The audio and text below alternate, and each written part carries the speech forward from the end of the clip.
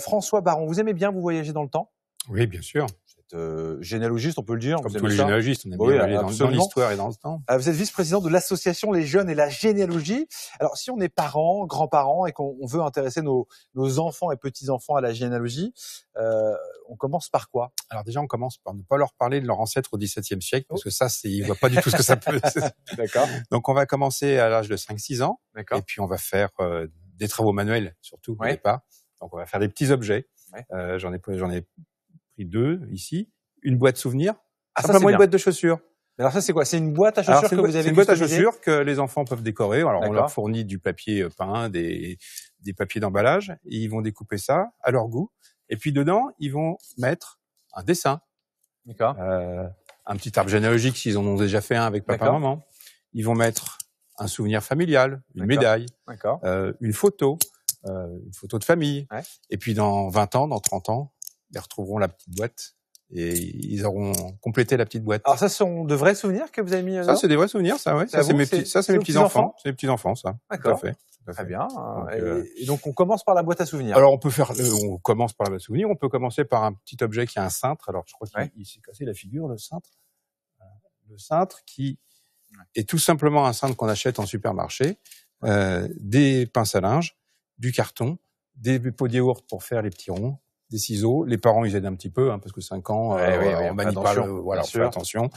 Et on peut commencer comme ça, en famille. Alors, en famille, et pour les premières recherches, les toutes premières recherches, on s'intéresse vraiment aux oncles, aux tantes, oui, c'est ça, aux cousins. C'est ça, on cherche la famille, au début, je dirais horizontale. Oui. On remonte les parents, les grands-parents. Quelquefois, pour des plus grands, les arrière-grands-parents. Ouais.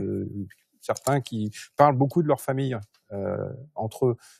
Connaissent leurs grands-parents, puis qui existent encore quelquefois. Hein.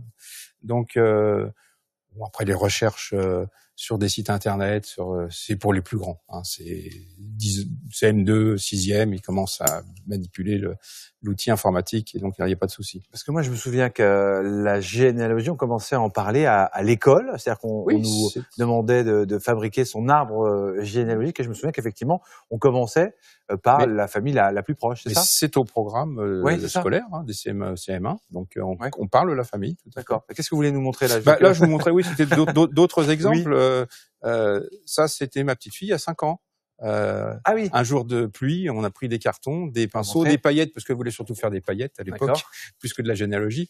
Il y en a en photo aussi. Voilà. Bon, elle se souvenait plus du prénom de son papa et de sa maman. Oui, elle a mis papa et maman, c'est bien. Voilà. Comme prénom et comme et les enfants savent aussi très bien gérer les familles recomposées. Là, par exemple, notre petite fille qui a mis un petit cœur entre les papas, les nouvelles mamans. D'accord. Voilà. C'est ceux qui s'aimaient. Alors, il y en a même un qui était pas nommé, parce que il y a une petite Juliette qui était amoureuse de Pierre, Juliette était enceinte, il y avait un bébé, donc on n'avait pas le prénom du bébé. Voilà. Alors, on peut faire des choses sympas avec les enfants. On y arrive, on arrive à faire des choses sympas comme vous le dites, mais comment on fait ensuite pour que finalement ces enfants continuent à là, on sème on sème une petite graine. Oui. Après, il y a des petites graines qui vont pousser, et puis il y a celles qui vont s'étioler. Après, si on a la chance d'être proche moi j'ai une amie qui emmène sa petite fille aux archives départementales. Ah oui. Ça plaît, ça, une sortie aux enfants? Ça plaît. Chérie, on va aller aux archives départementales cet après-midi. Ça plaît à certains enfants. Après, il faut avoir de la pédagogie. Oui, c'est ça. Voilà, il faut discuter, il faut expliquer pourquoi on y va, et qu'est-ce qu'on va y découvrir. Il y a des enfants qui se passionnent pour tous les musées, les peintres, dès le plus jeune âge. Donc, la généalogie, ça peut passionner des enfants. Il existe aussi des livres, justement, pour nous aider il existe des livres. Alors, à apprendre la généalogie. Là, j'en présente 2 qui ont été écrits par Evelyne Duret, la présidente de notre association, qui fait faire de la généalogie avec les enfants en dessous du CM2. Et puis, ça, c'est pour les plus grands. Alors, 6e jusqu'à la seconde. Et puis, vous avez celui-ci aussi, de Papy, Mamie, raconte-moi des histoires, des souvenirs. D'accord. Donc ça, c'est plus un petit cahier d'activité. Ça, c'est la transmission. C'est important. C'est la transmission, tout à fait. À quel point c'est important, la transmission, dans la généalogie? Il faut que les enfants, ils connaissent leur histoire familiale, parce que, en particulier des enfants qui sont quelquefois issus de l'immigration, qui sont complètement déconnectés de leur famille. Et ça, c'est quand même très important pour se construire, de ne pas être déconnecté de la famille. Et Dieu sait si dans nos sociétés, les enfants sont un petit peu écartelés quelquefois. Je vais prendre l'exemple de Mathilde, parce qu'on reçoit régulièrement sa maman, évidemment, Marie-Odile Merniac, généalogiste. Comment elle vous a transmis cette passion pour la généalogie? Elle vous a des sorties aux archives?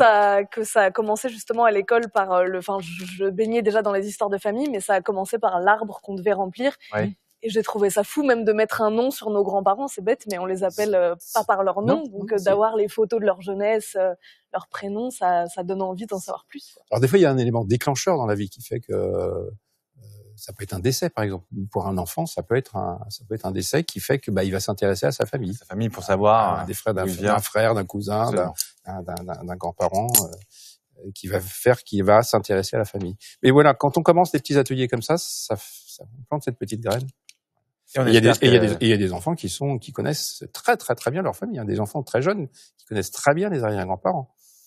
Attends, vous connaissez très bien vos arrière-grands-parents? Et moi, j'ai mis longtemps avant de connaître le prénom de ma grand-mère et de mon grand-père. Pourquoi? Justement, parce que c'est papy, mamie. Ah, c'était papy, mamie. Oui, voilà. Effectivement.